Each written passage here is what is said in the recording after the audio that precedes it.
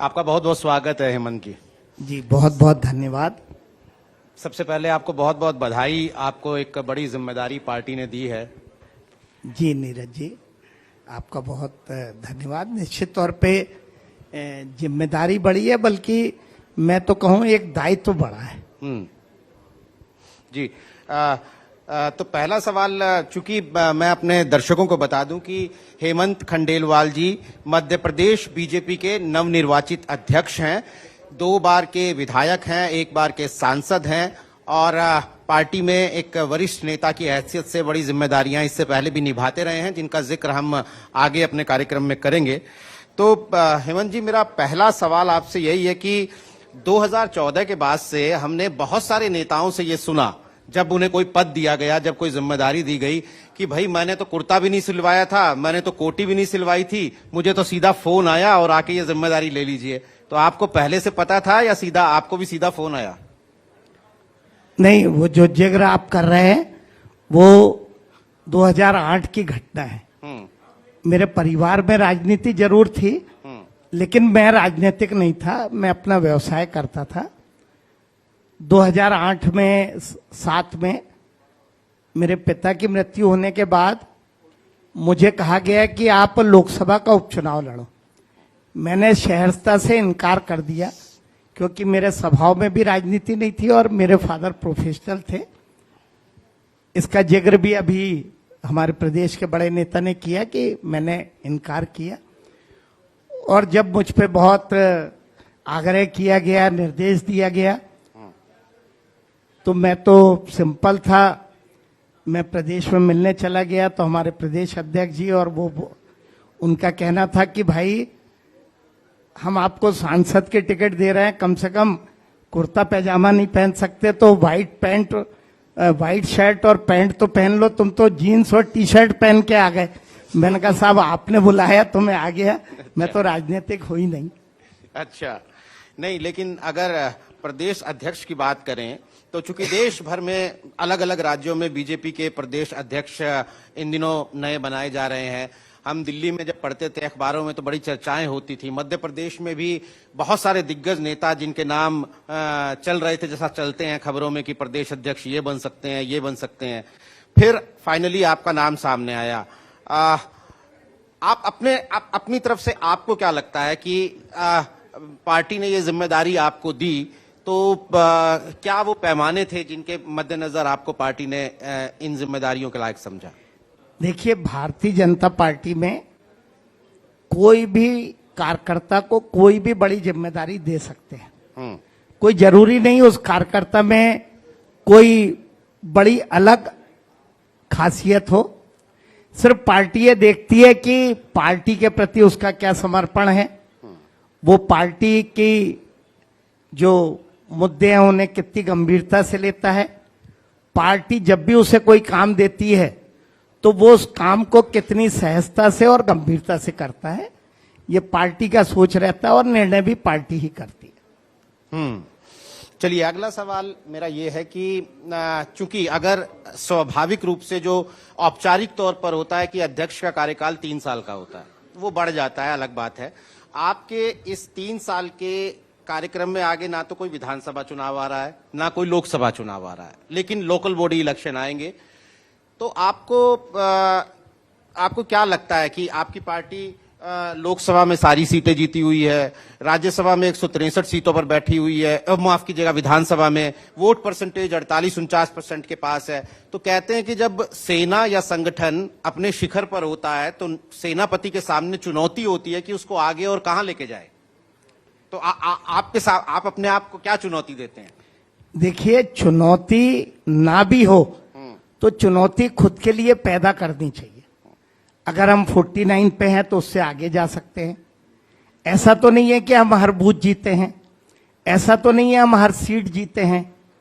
हमारी इतने शिखर पे जाने के बाद भी अगर कोई कमजोरी है, कोई कमी है, तो उसे दूर करना, कार्यकर्ता का और सरकार का तालमेल करना, और आने वाले समय में नगर पालिका, नगर पंचायत चुनाव है और उसके बाद जो विधानसभा चुनाव है उनकी तैयारियां करना, ये मैं समझता हूं ये मेरे लिए एक चुनौती है और इस पे मैं काम भी करूंगा।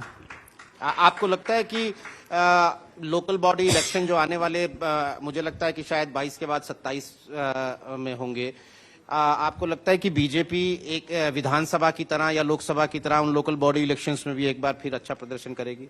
भारतीय जनता पार्टी के नेतृत्व की और कार्यकर्ताओं की एक विशेषता है, वे कोई भी चुनाव को छोटा नहीं समझते, चाहे लोकल बॉडी चुनाव हो चाहे उपचुनाव हो, हर चुनाव को हम गंभीरता से लेते हैं और हम उसकी तैयारी वैसे ही करेंगे कि जैसी हम बड़े चुनाव की करते हैं।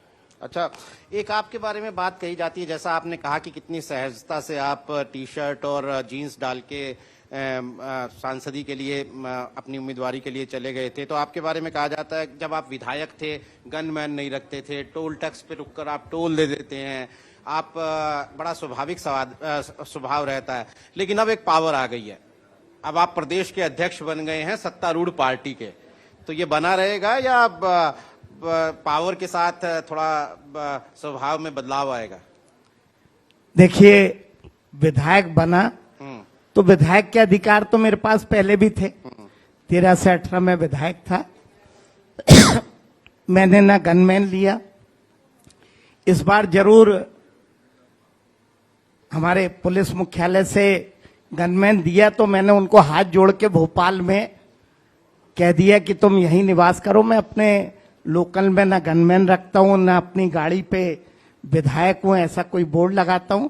और टोल पे मैं इसलिए टोल पे करता हूं कि मैं विधायक हूं, 300 रुपए का टोल 200 रुपए का टोल जब आम नागरिक देता है और तो मुझे तो देना ही चाहिए, ये मेरी जिम्मेदारी है। और शायद ही बैतूल के पास का भी कोई टोल होगा तो कोई टोल कर्मचारी ये नहीं बोल सकता कि मैं आया हूं और उसने अपना वो ऊपर किया हो। विधायक के नाते मैं हमेशा कहता हूं पहले मेरे फास्टैग से टोल काटिए फिर मुझे जान दीजिए। नहीं तो अब तो आप प्रदेश अध्यक्ष हैं ना, तो आप बाकी विधायकों को भी कहेंगे कि भैया आप दीजिए, अब तो आप कह सकते हैं, आप वन ऑफ द एमएलए नहीं है, अब तो देखिए, आप प्रदेश अध्यक्ष हैं।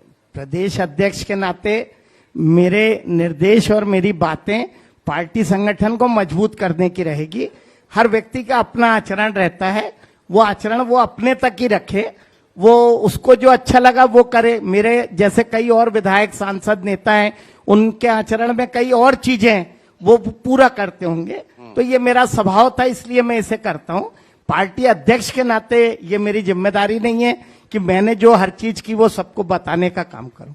चलिए ठीक है खंडेलवाल जी, अभी आपने चुनौतियों की बात की कि इंसान को अपनी चुनौतियां खुद ही तय करनी चाहिए, लेकिन अगर हम पार्टी की ही बात करें, जैसा आप कह रहे हैं संगठन की बात करें, तो एक चुनौती नजर आती है मध्य प्रदेश बीजेपी में इन फाइटिंग, अंदरूनी लड़ाई। आप कल इंदौर भी गए थे तो मैं खबर पढ़ रहा था अखबारों में कि बड़ा एक पोस्टर वॉर टाइप का हो गया है, एक बड़े नेता की फोटो एक पोस्टर में है तो दूसरे की नहीं है, दूसरे की किसी पोस्टर में है तो पहले की नहीं है। आपको लगता है कि ये मध्य प्रदेश बीजेपी में एक इन फाइटिंग आपकी चुनौती है और कैसे इसे आप सॉल्व करेंगे? देखिए, दुनिया का सबसे बड़ा राजनीतिक दल है। आपने कल इंदौर में देखा होगा कि हजारों कार्यकर्ता स्वागत में थे। स्वाभाविक है, ये मानव स्वभाव होता है कि हर व्यक्ति अपने को आगे लाना चाहता है, लेकिन उसमें कई पार्टी डिसिप्लिन में कमी नहीं होती। जहां पे 1000-2000 होर्डिंग लगे हों, वहां 2-4 होर्डिंग में कौन सी फोटो कम और कौन सी ज्यादा ये मायने नहीं रखती है। हर कार्यकर्ता मेरे दिल में है और हर कार्यकर्ता के दिल में मैं रहने का प्रयास करूंगा। चलिए, एक बात और है कि पिछले दिनों हमने देखा कि बहुत सारे विधायक जो हैं वो अपनी ही सरकार के खिलाफ या कहें प्रशासन के खिलाफ बड़े नाराज दिखे। किसी को एसएसपी से शिकायत है, धरने पे बैठ जा रहा है, किसी को किसी और अधिकारी से शिकायत है, चिट्ठी लिख दे रहा है। ये क्या ये प्रशासन का और विधायकों का जो ये झगड़ा है, अल्टीमेटली तो जनता के बीच में यही मैसेज जाता है ना कि कुछ गड़बड़ चल रही है बीजेपी में, वोट तो बीजेपी को देना है। तो ये आपको ये समस्या क्या है, आप इसे कैसे देखते हैं और क्या इसका निपटारा है? देखिए, इस समस्या को ऐसे देखना चाहिए कि कोई विधायक है या सांसद है, जनप्रतिनिधि है, वो दोहरी भूमिका में रहता है। एक तरफ उसको पार्टी के डिसिप्लिन का भी पालन करना है और दूसरा क्षेत्र की जनता उससे अपेक्षा करती है कि उसके मुद्दे को वो लीड करे, क्योंकि कई बार कई क्षेत्र में ऐसी बातें हो जाती हैं प्रशासनिक कि आम जनता का आक्रोश रहता है कि हमारा विधायक, हमारा जनप्रतिनिधि उसे लीड करे। यही विधायक की, जनप्रतिनिधि की खासियत है कि जनता के मामले को तो लीड करे, लेकिन पार्टी की मर्यादा का पालन करे। मैंने अपने जनप्रतिनिधि और पार्टी के नेताओं से कहा है कि जनता की समस्या उठाना आपका हक है, आप इसीलिए चुने, लेकिन वो बातें उचित प्लेटफॉर्म पे कहिए, हमें कहिए, हमारे पार्टी के मंत्रियों को कहिए, मुख्यमंत्री को कहिए, और हम आपका मान भी रह जाए और पार्टी का सम्मान भी रह जाए। ये दोनों बातों को हम आगे लेके चलेंगे। नहीं तो आप चूंकि बीच में खड़े हुए हैं, आपको अपने जो पार्टी के नेता हैं, जो विधायक भी हैं और सरकार है, तो अब आप एक पुल की तरह बीच में खड़े हुए हैं। आपके माध्यम से भी सरकार को अपनी शिकायतें आपके विधायक पहुंचाएंगे। तो आपको लगता है कि आप उसमें एक सक्रिय भूमिका आपकी बनती है कि आप सरकार को ये कहें, मुख्यमंत्री को ये कहें कि भाई विधायकों को इस तरह के कष्ट नहीं होने चाहिए? देखिए, शिकायत नहीं, सुझाव या क्षेत्र की कोई मांग रहती है, वो कई बार मुख्यमंत्री की व्यवस्था रहती है, कई बार फॉलो नहीं हो पाती, तो निश्चित तौर पे संगठन का काम है कि उन बातों को सरकार तक पहुंचाना। और मेरा तो सारे जनप्रतिनिधि और कार्यकर्ता को यह कहना रहता है कि आपकी चिंता का काम हम कर लेंगे, जनता से तालमेल का काम आप करो, जनता की कड़ी आप बनो, सरकार से आपकी कड़ी बनने में हम जो भी अच्छा रोल हो सकता है वो निभाने का काम करेंगे। आपने, खंडेलवाल जी, आपने कहा कि हर कार्यकर्ता आपके दिल में रहता है, लेकिन पद संभालते ही, प्रदेश अध्यक्ष का पद संभालते ही सबसे पहला आपका एक बयान जो सुर्खी बना वो ये था कि भैया जो पार्टी में ढंग से काम करेगा उसको तो कोई चिंता नहीं है, लेकिन जो दाएं बाएं करेगा उसको दिक्कत होगी। तो ये वो वाले कौन से कार्यकर्ता हैं और ये दाएं बाएं क्या है? ये दाएं बाएं, देखिए, भारतीय जनता पार्टी एक परिवार है, और जब हम परिवार से पार्टी की तुलना करते हैं तो आप कल्पना करिए कि कोई पिता अपने बच्चों से क्या कहता है कि भैया मैं तुम्हारे लिए हमेशा हूं, लेकिन परिवार की मर्यादा का ख्याल रखना, परिवार में अनुशासन से रहना। तो मैंने परिवार भाव से ही वो बात कही, क्योंकि इतना बड़ा संगठन है, अगर हम प्रेम से, परिवार के भाव से रहेंगे तो दूसरी तरफ अनुशासन बना के भी रहना हम हर कार्यकर्ता की जिम्मेदारी है। नहीं तो आपने कहा कि उन्हें दिक्कत होगी, तो क्या मतलब इसमें क्या संदेश है? पार्टी से बाहर कर दिए जाएंगे आप? क्योंकि बहुत सारे लोगों का ये कहना है कि गोलमोल सी बात हो गई। क्या संदेश क्या दे रहे हैं आप, थोड़ा बताइए ना। संदेश स्पष्ट है कि भारतीय जनता पार्टी में अनुशासन सर्वोपरि है। हर कार्यकर्ता को अपनी बात कहने का हक है, हर जनप्रतिनिधि का हक है कि वो अपने क्षेत्र की बात करे, लेकिन अनुशासन को बनाए रखे। अनुशासन बनाए रखने की जिम्मेदारी हम सबकी है, यही उसका भाव है। चलिए थोड़ा सा फ्लैशबैक में चलते हैं। 2020 यानी तकरीबन मुझे लगता है 21 साल से तो मध्य प्रदेश में बीजेपी की सरकार है, बीच में वो 1.5 साल अगर निकाल दिया जाए कमलनाथ सरकार का, तो वो जब सरकार बनी कांग्रेस पार्टी की, उसके बाद एक ऑपरेशन लोटस हुआ। बेंगलोर में जाकर एक बड़ी, हमने देखा कि सुर्खियां बनी रही कि बेंगलोर में विधायक चले गए हैं और वहां पर एक ऑपरेशन लोटस चल रहा है। उसमें बहुत सारे नेताओं के नाम आए, लेकिन उस वक्त हमने हेमंत खंडेलवाल का नाम नहीं देखा था कि वहां कोई एक सक्रिय भूमिका एक नेता निभा रहा है और सरकार जो है वो पलट के वापस बीजेपी के ले आ रहा है।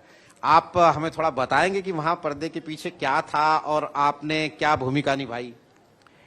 देखिए, जो ऑपरेशन लोटस या बेंगलोर वाला अभियान कहते हैं, मुझे मेरे शीर्ष नेताओं ने वो जिम्मेदारी दी, और जिम्मेदारी भी इसलिए दी कि मैं उसे गंभीरता से करूं। ये तो अभी जब मैं प्रदेश अध्यक्ष बना तब लोगों को पता लगा कि बेंगलोर में लगातार 22 दिन वहां का लगभग सारा समन्वय का काम मैं कर रहा था, लेकिन पार्टी इसीलिए मुझे जिम्मेदारी दी कि मैं गंभीरता से उस बात को करूंगा, उस बात को सुर्खियों में लाके अपने आप को इस तरह से शो नहीं करूंगा कि मैंने बड़ा भारी काम किया, क्योंकि पार्टी ने एक ऐसे अभियान की जिम्मेदारी दी थी जिसकी गंभीरता भी जरूरी है, जिसकी गोपनीयता भी जरूरी थी, और जिसपे केंद्रीय नेतृत्व का भरोसा था, और इसलिए मैंने अपने जीवन में ये बात कभी भी मुंह से नहीं निकाली। नहीं तो थोड़ा सा और हमें बता सकते हैं आपकी किस तरह की वहां पर क्या रोल आपको निभाना पड़ा, किस तरह की दिक्कत थी?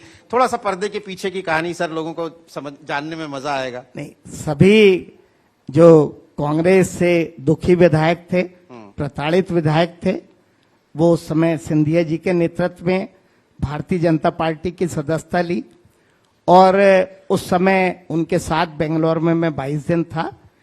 उन लोगों ने ही ये तय किया था कि भारतीय जनता पार्टी ज्वाइन कर दी, वहां उनकी चिंता करना, उनसे समन्वय रखना, उनके मन में कोई बात है तो उसे दूर करना, उसे हमारे राष्ट्रीय नेतृत्व या प्रदेश नेतृत्व को अवगत कराना, इतनी मेरी जिम्मेदारी थी, उसका मैंने निर्वाह किया।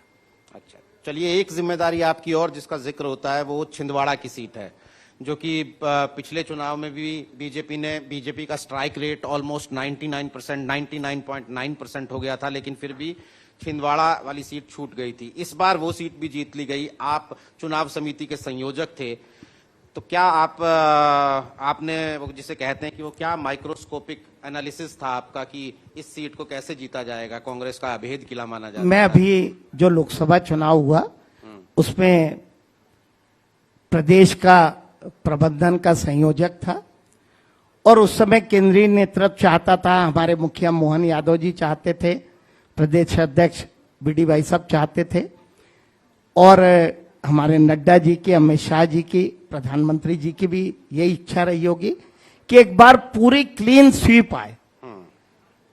तो मेरे ऊपर जिम्मेदारी थी कि अच्छा समन्वय बने, हर कमजोरी हमारे प्रदेश नेतृत्व तक, केंद्रीय नेतृत्व तक जाए, उस कमी को पूरा करने का काम करें और 29 की 29 सीटें हम जीते।